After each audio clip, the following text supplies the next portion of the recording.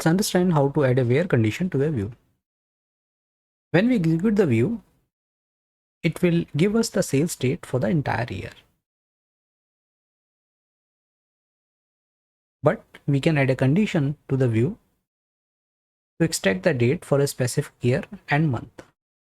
For example, we want the view to only show data for the year 2022 and the month of January when executing the view. So what we will do, we will add a where clause in our select statement, and we will write where year of sales date is equal to 2022 and the month is 01.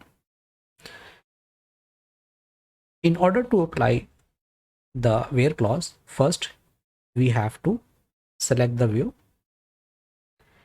then go to script view as, and then go to alter to and on new query editor window.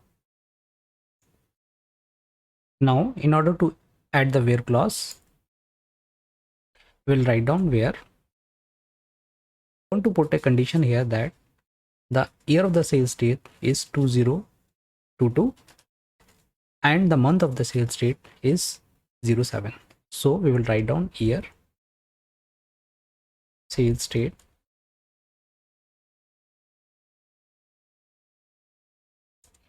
(2022) and month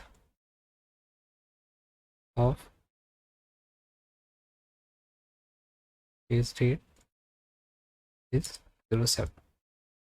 Should be sales. Okay. Now select the statement and click on execute button.